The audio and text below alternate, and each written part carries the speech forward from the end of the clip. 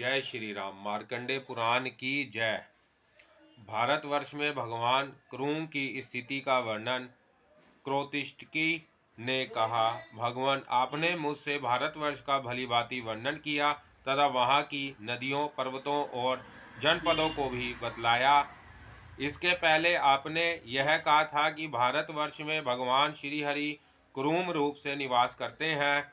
सो उनकी स्थिति कहाँ और किस प्रकार है, यह सब सुनने की मेरी इच्छा हो रही है। क्रूम रूपी भगवान जनार्दन किस रूप में स्थित हैं?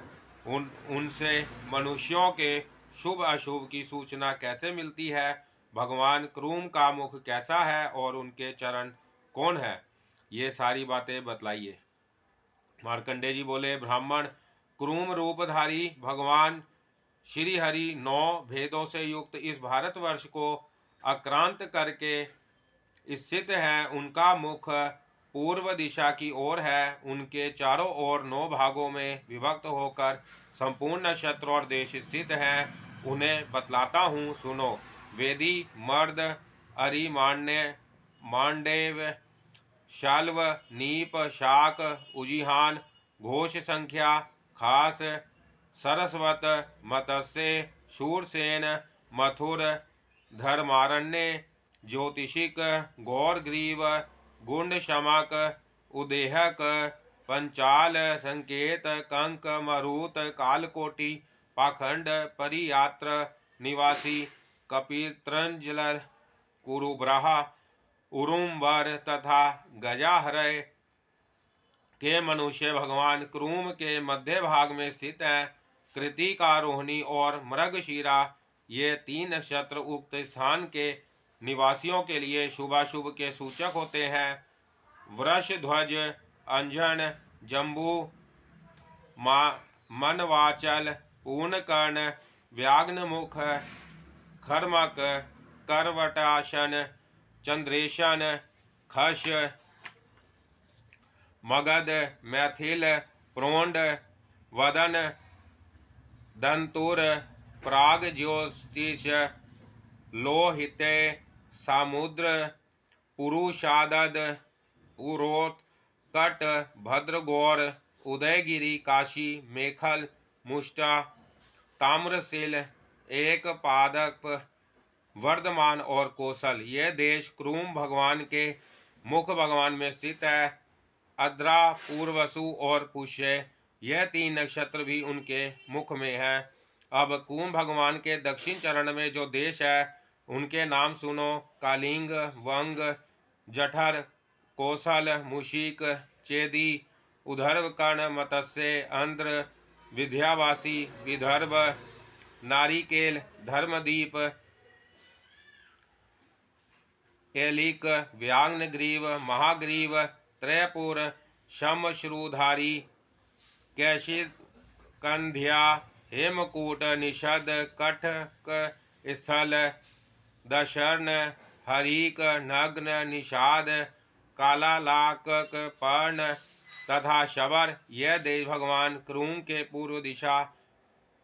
पूर्व दक्षिण दिशा वाले चरण में स्थित है। अश्लेषा, मघा और पूर्वा फाल्गुनी नक्षत्र भी वहाँ है। लंका, कालाजीन, शैली के निकट महेंद्र, मलय और दूर दूर पर्वतों के पास बसे हुए जनपद, करकोटक वन में रहने वाले लोग तथा भृगुकच्छ, कोणार्क, संपूर्ण अभीर प्रदेश, वैन्या नदी के तट पर बसे हुए देश, अवंती, दासपुर, अकारी, महाराष्ट्र, कर्नाटक, गोनर्द, चित्रकूट, चोल, कोलगिरी, क्रोचद्वीप, जटाधर, कावेरी के तटवर्ती देश, ऋषमुख पर्वत पर बसे हुए प्रदेश, नासिक, शंख, शक्ति आदि तथा वैदुर्य पर्वत के समीपवर्ती देश, वरिचर, कोल, चर्मपट, गय ब्रह्मा, कृष्णादीपवासी, सूर्यादि और कुमुदादि के निवासी, ओखावन, दिशिक, कर्मनायक, दक्षिण कोरुष, ऋषिक, तापसाश्रम, ऋषभ, सिंहंग, कांची निवासी, त्रिलिंग, कुजर, दरी तथा कच्छ में रहने वाले लोग और ताम्रवर्ती नदी के तटवर्ती देश ये भगवान क्रूम की दाई कुशी में स्थित है। उत्तरा फाल्गुनी हस्त तथा चित्रा ये तीन नक्षत्र भी वही हैं। काम्बोज, पहाव, वडवा मुख, सिंधु, सोवीर, अनर्त, वनिता मुख, द्रावण, शूद्र, कर्ण, प्रधेय, बर्बर, किरात, पारद, पांडे, परशव, कल, धूर्तक, हेमगिरीक, सिंधु, कालक, वेरत, सौराष्ट्र, दरद, द्रविड़, महानव ये देश कूर्म भगवान के दक्षिण चरण में स्थित है। सवाती, विशाखा और अनुराधा नक्षत्र भी वहाँ है।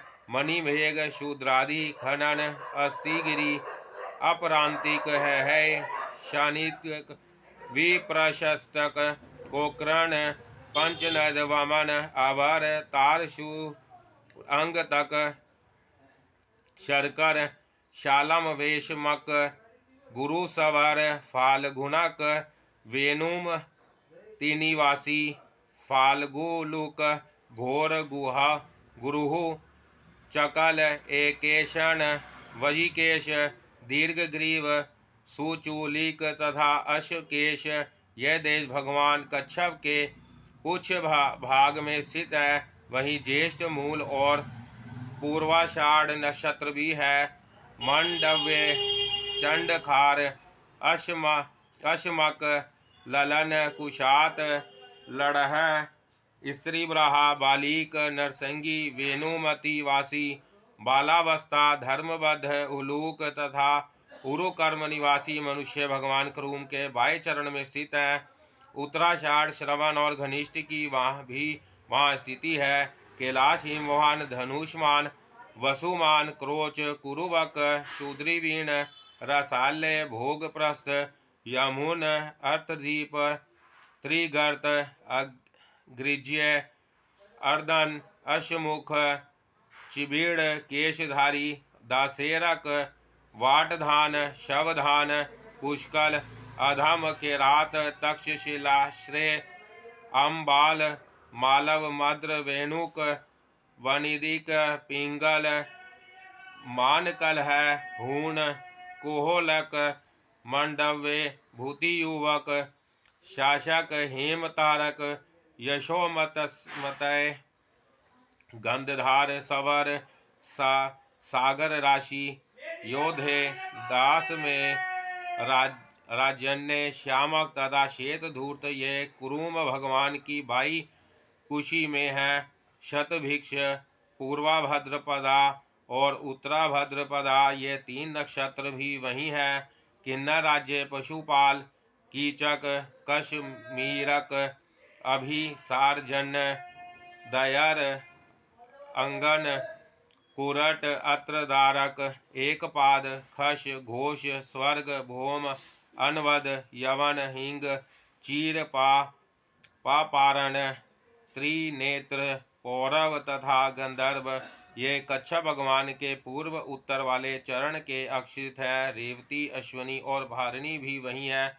विप्रवर उक्त देशों में क्रमशः यही नक्षत्र ऐसे हैं जिनके कारण मनुष्यों को पीड़ा होती है, अर्थात जब इनके साथ दुष्ट ग्रहों का योग होता है तो ये उनसे प्रभावित होकर प्रजा को कष्ट देते और उत्तम ग्रहों के योग होने पर ये वहाँ के मनुष्यों को अभ्युदय की प्राप्ति कराते हैं। जिस नक्षत्र राशि का जो ग्रह स्वामी है उसी के अशुभ भाव में रहने पर उस देश के लोगों को कष्ट होता है, और वही ग्रह जब उच्च स्थान में होता है तो शुभ फलों की प्राप्ति होती है।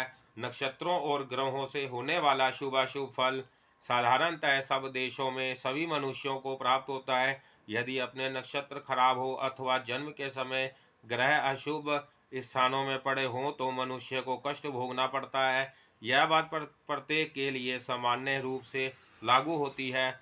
इसी प्रकार यदि नक्षत्र और ग्रह अच्छे पड़े हों तो उसका फल शुभ होता है। पुण्यात्मा मनुष्यों के ग्रह यदि अशुभ स्थानों में हो तो उन्हें द्रव्य, गोष्ठ, भृत्य, सुहृद, पुत्र एवं भार्या की भी हानि उठानी पड़ती है। यदि पुण्य थोड़ा है तो अपने शरीर पर भी भय का भय आ सकता है, और जिन्होंने अधिक मात्रा में पाप ही पाप किए हैं उन्हें तो सर्वत्र ही द्रव्य आदि तथा शरीर सभी की हानि उठानी पड़ती है। जो सर्वथा निष्पाप है उन्हें ग्रह आदि से कभी कहीं भी भय नहीं है। नक्षत्र और ग्रह से प्राप्त शुभाशुभ फल को मनुष्य कभी तो अकेले भोगता है और कभी कभी साधारणतः संपूर्ण दिशा देश जन समुदाय राजा अथवा पुत्र के साथ भोगता है। जब ग्रह दूषित नहीं होते तो मनुष्य परस्पर अपनी रक्षा करते हैं, और ग्रहों के दूषित हो जाने पर उन्हें शुभ फलों से वंचित होना पड़ता है। यहाँ कूर्म भगवान के विग्रह में जो नक्षत्रों की स्थिति बताई गई है वह नक्षत्र उन उन देशों के लिए सामान्य रूप से शुभ या अशुभ होते हैं। अतः बुद्धिमान पुरुष को उचित है कि अपने देश नक्षत्र तथा ग्रह जनित पीड़ा को उपस्थित देख उसकी विधि पूर्वक शांति करे, साथ ही लोकवादों का भी शमन करे। आकाश में देवताओं तथा दैत्य आदि के जो शत्रु पृथ्वी पर गिरते हैं उन्हें लोक में लोकवाद कहा गया है। विधान पुरुष उन सब की शांति करे, लोक वादों की कभी भी उपेक्षा ना करें, क्योंकि उनकी शांति करने से ही उनके द्वारा प्राप्त होने वाले भय का निवारण होता है। लोकवादों और ग्रहों के अनुकूल होने पर शुभ फल उदय एवं पाप का नाश होता है, तथा प्रतिकूल होने पर वह बुद्धि एवं धन आदि का भी नाश कर डालते हैं। अतः उनकी शांति के लिए द्रोहों का त्याग अथवा उपवास करें। देव स्थानों तथा देव वृक्षों को प्रणाम करना भी उत्तम माना गया है। जप होम दाम और स्नान करें तथा क्रोध को त्याग दें। विधान पुरुष किसी से भी द्रोह ना करें, सब प्राणियों के प्रति मित्र भाव रखें, दुर्वचन ना कहें और बढ़ बढ़ कर बातें ना बनावे। इस प्रकार मैंने भारतवर्ष में स्थित भगवान क्रूम के स्वरूप का वर्णन किया। वह अचिंत्या आत्मा नारायण है, उन्हीं में संपूर्ण जगत की स्थिति है, उन्हीं में संपूर्ण देवता और नक्षत्र मंडल है, उन्हीं के भीतर अग्नि पृथ्वी और सोम है। मेघ आदि तीन राशियां भगवान क्रूम के मध्य भाग में है, मिथुन और कर्क मुख में स्थित है। पूर्व और दक्षिण वाले चरण में कर्क तथा सिंह है। सिंह कन्या और तुला ये तीन राशियां उनकी कुशी में है। तुला और वृश्चिक दक्षिण पश्चिम वाले चरण में है। पृष्ठ भाग में वृश्चिक और धन स्थित है। वायव कोण वाले चरण में धन मकर और कुंभ है। उत्तर कुशी में कुंभ और मीन की स्थिति है, तथा ईशान कोण वाले चरण में मीन और मेष राशि है। ब्राह्मण भगवान क्रूम के श्री विग्रह में संपूर्ण देश स्थित है। उन देशों में नक्षत्र है, नक्षत्रों में राशियां हैं और राशियों में ग्रहों की स्थिति है।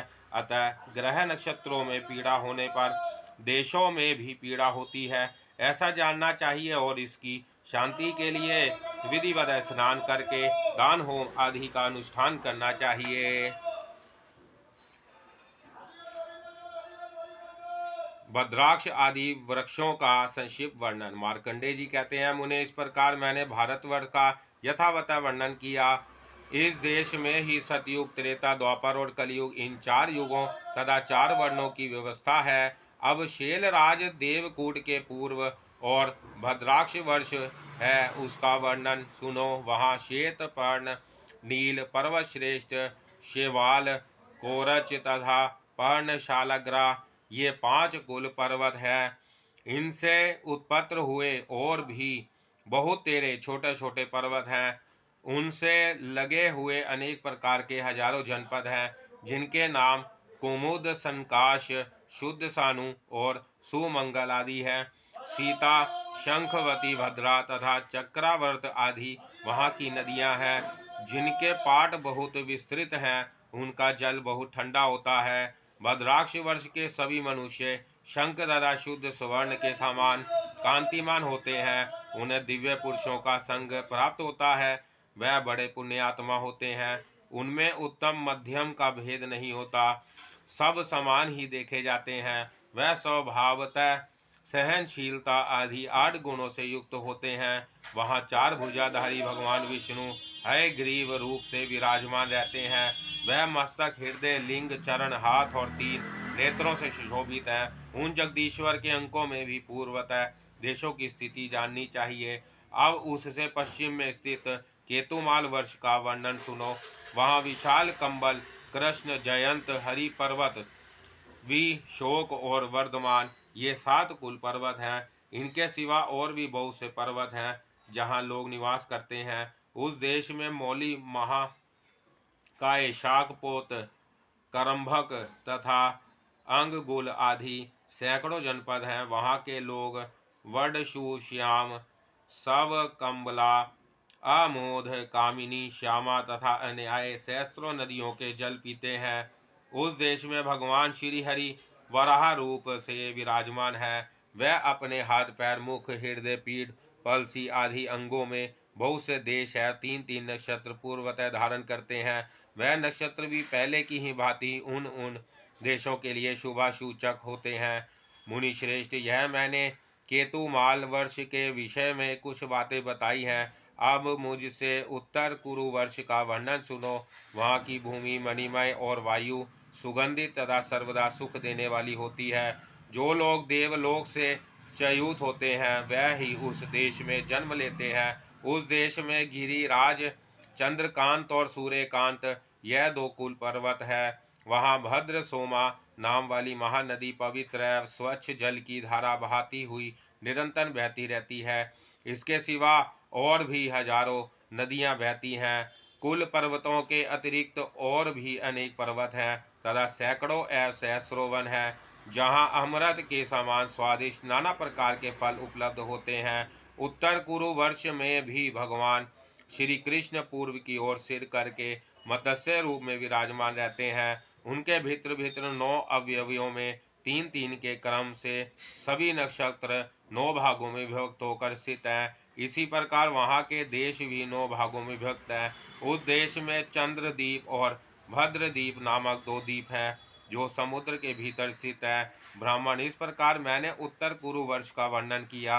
अब किम पुरुष आदि का वर्णन सुनो। वहाँ के स्त्री पुरुष रोग और शोक से रहित होते हैं। उस वर्ष में पलक्ष खंड नामक एक मनोहर वन है जो नंदन वन के समान रमणीय जान पड़ता है। वहाँ के पुरुष सदा उस वन के फलों का रस पीते, इससे उनकी जवानी सदा स्थित रहती है और वहाँ की स्त्रियों के शरीर से कमल की सुगंध आती है।